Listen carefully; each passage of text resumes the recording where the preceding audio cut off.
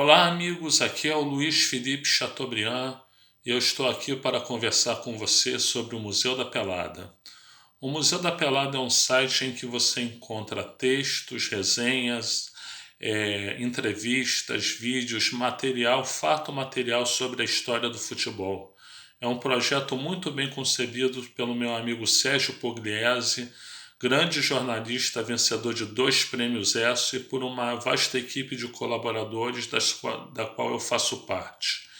Vai lá conhecer nosso trabalho, www.museudapelada.com. E além disso, você também encontra o Museu da Pelada no YouTube, você encontra o Museu da Pelada no Facebook, com mais de 150 mil adeptos, e você encontra o Museu da Pelada no Instagram. Museu da Pelada, vale a pena conhecer. Bom, gente, eu estou fazendo aqui um apanhado dos melhores jogadores do ano, de cada ano, os melhores jogadores do Brasil em cada ano, desde o ano de 1978, que foi quando eu comecei a acompanhar futebol, e agora eu vou falar sobre o melhor jogador do ano de 1987. 1987, você teve lá o São Paulo como campeão paulista e você teve o Vasco como campeão carioca. Lá no Vasco, o time do Vasco era um time muito homogêneo. É muito difícil dizer qual era o jogador que se destacou mais. Talvez o Romário, porque fez mais gols, né? Vamos botar que tenha sido o Romário. Ou talvez o Giovani, que era o criador do time. Vamos botar assim, né? E no São Paulo, o Careca, né? Só que colocar o Careca como o melhor jogador do ano vai ficar difícil, né? O Careca, como eu disse no último vídeo, ele foi o melhor jogador do ano de 1986, né? 1987 não, porque ele saiu no meio do ano. Ele foi para a Itália jogar no Napoli, né? Fazer dupla com tão somente Dom Diego Armando Maradona. Só isso, né? Mas ele só jogou a metade da temporada de 87 no Brasil, né? Então seria difícil, bom, não daria para escalar o Careca, né? E no Vasco, quer dizer, você divide entre Giovani e Romário, mas o maior mérito do Vasco era o sentido coletivo. Era um timaço, né? Mas era um timaço que funcionava bem coletivamente.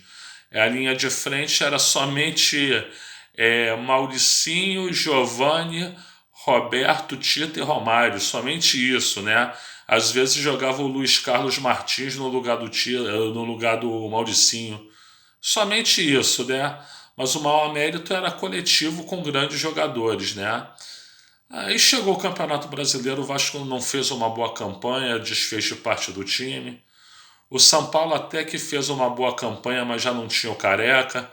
Perdeu a vaga na semifinal num jogo polêmico, lá que o Cruzeiro fez um gol no último minuto, que dizem que foi um gol irregular, e aí eliminou o São Paulo da semifinal. Enfim, já é outra situação. Mas eu acho que o melhor jogador mesmo do ano tem que ser do Flamengo. Por quê? Porque o Flamengo foi o campeão brasileiro, e o Flamengo foi o campeão brasileiro não de uma forma comum. O Flamengo começou muito mal o Campeonato Brasileiro e foi crescendo ao longo da competição. O Flamengo tinha um time espetacular, né?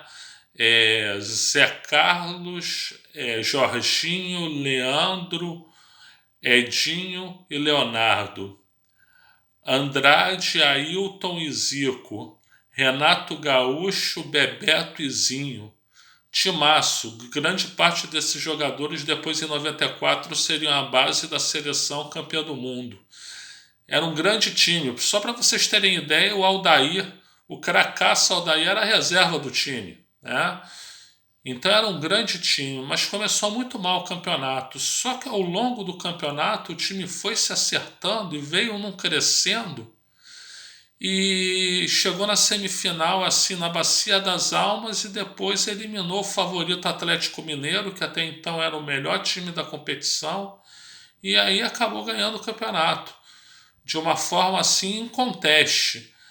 Então, o melhor jogador Campeonato Brasileiro tem que ser do Flamengo e o melhor jogador do Campeonato Brasileiro é o melhor jogador do ano.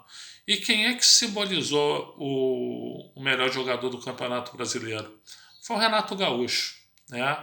O Renato Gaúcho, assim que ele entrou em forma, ele começou a fazer partidas assim sensacionais, decidir jogos, fazer jogos muito bons, especialmente a decisão da semifinal contra o Atlético Mineiro, que ele estava engasgado com o Tele Santana, porque o Tele Santana no ano anterior tinha cortado ele da seleção brasileira, injustamente, diga-se de passagem, então, e jogou muita bola.